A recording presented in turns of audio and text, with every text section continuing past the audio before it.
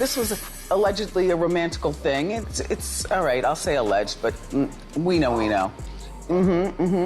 Yeah, she hit it before Beyonce. Sean Diddy Combs just got hit with the most unexpected blow yet, and it came from Wendy Williams. In a courtroom bombshell no one saw coming, Wendy didn't just speak, she testified under oath. And what she exposed about Diddy, Jay-Z, and the inner workings of the entertainment industry wasn't gossip. It was a chilling roadmap of silence, threats, and systemic abuse. This wasn't a Hot Topics segment. This was federal testimony that could dismantle decades of power, protection, and predation in hip-hop. Wendy didn't come to play. She came with evidence, dates, transcripts, emails, names, and a memory like a steel trap. She called out blackballing, NDAs, and the quiet power plays behind the scenes. And what she said about Jay-Z and Foxy Brown, it had the courtroom frozen. From underage grooming allegations to freak-offs, from secret tapes to violent threats, Wendy put it all on the record. And today we're taking you inside the federal courtroom where Wendy Williams turned her silence into a sledgehammer, and Diddy's empire might never recover. Wendy's testimony wasn't just shocking, it was strategic. For years, she'd been painted as the messy gossip queen, someone the industry could mock and marginalize. But in that courtroom, she was something else, resolute, articulate, and fearless. She detailed a pattern of abuse and manipulation orchestrated by powerful men, protected by even more powerful institutions, and at the center of it all, Diddy. She spoke of how her early radio days became a battleground. Diddy, threatened by her honesty, allegedly blackballed her, making sure she wouldn't land interviews, access artists, or be welcomed at industry events. Her Wendy's Got the Heat platform may have made her a fan favorite, but behind closed doors, it made her a target. She even referenced the moment when Diddy tried to cut her water off in the 90s, threatening her career because she refused to play by his rules. And yet, Wendy survived. She found a way to thrive, but she never forgot. Then came the moment that left the courtroom breathless. Wendy alleged that she was sent threats not just from Diddy's team, but from others within the Rockefeller orbit. She didn't mince words. When you speak out in this industry, you don't just lose jobs, she said. You lose peace. You lose safety. The Jay-Z and Foxy Brown bombshell hit like a meteor. With stunning clarity, Wendy recounted whispers and warnings she received about Jay-Z's alleged relationship with Foxy Brown when she was still underage. These rumors have long haunted hip-hop forums and backstage chatter, but no one of Wendy's stature had ever dared to repeat them in such a formal setting. She didn't claim first-hand knowledge, but she testified that insiders told her repeatedly about alleged inappropriate behavior and attempts to cover it up. She was told to keep quiet. She didn't. She claimed that when she tried to go public in the early 2000s, not only was she threatened with lawsuits, but powerful media figures were allegedly paid off to silence the story.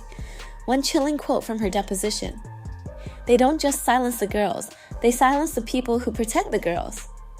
Wendy went further, describing a grotesque culture of freak-offs that were common among elite music industry circles, secret parties involving drugs, coercion, and sometimes minors. She claimed these events were used as leverage, caught on tape and used to control or blackmail artists, managers, and even media personalities. She didn't just name Diddy.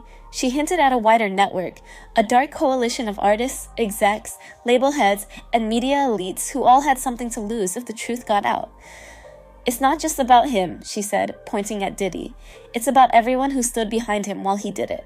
She also testified about Kim Porter, the mother of 3 of Diddy's children, who passed away under mysterious circumstances in 2018. Wendy claimed that people close to Kim confided that she was terrified before her death. Wendy even mentioned rumors that Kim had threatened to expose everything, tapes, stories, and secrets just days before she died. In the courtroom, a silence fell when Wendy recited Kim's final conversations with friends. She claimed Kim was finally done protecting Diddy and wanted her own voice heard. She said she had proof, Wendy said. She was tired of the lies. She wanted to break free.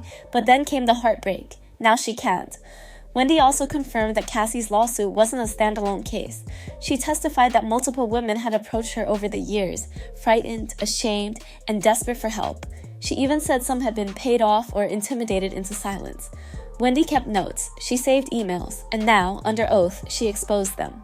Among the most disturbing parts, Wendy hinted that she was told about alleged murders tied to industry secrets, men and women who had accidents or died mysteriously after threatening to go public. One name she dropped in passing, Andre Harrell, she didn't accuse, but she posed a haunting question. How many people have to disappear before someone looks at the pattern?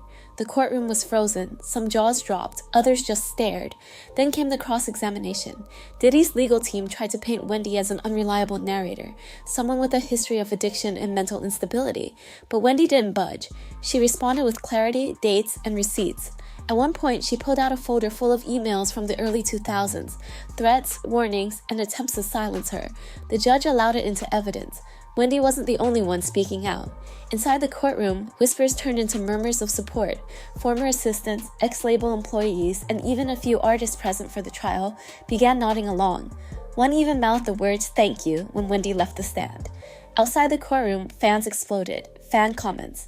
"I never thought I'd see the day Wendy became the hero. But here we are. She's risking everything to bring the truth to light. Respect." Wendy was the only one saying this years ago. Everyone laughed at her. Who's laughing now? Diddy's days are done. If Wendy's bringing receipts like this, others will follow.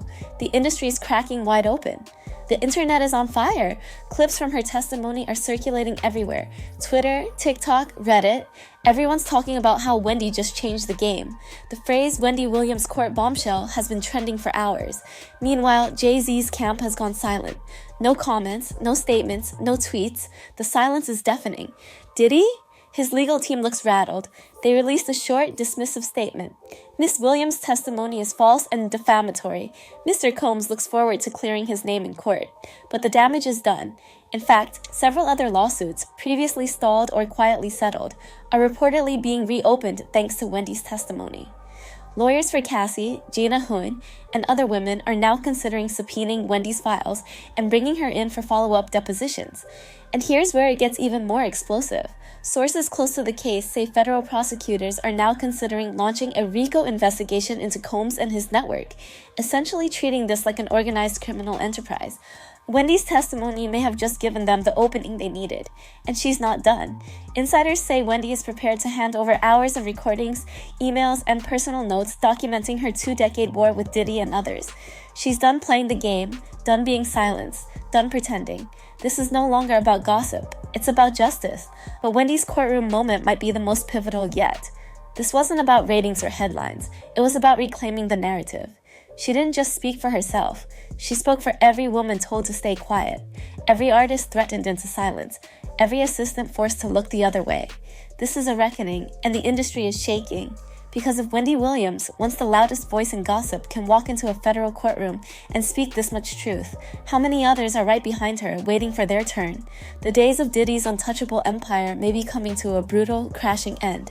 So now we ask you, was Wendy Williams always the villain, or has she been the warning siren we refuse to hear? And what other secrets is the industry still hiding behind platinum records and billion-dollar brands? Comment your thoughts below. And stay tuned, because on Celeb Glam, we don't just report the drama, we expose the truth.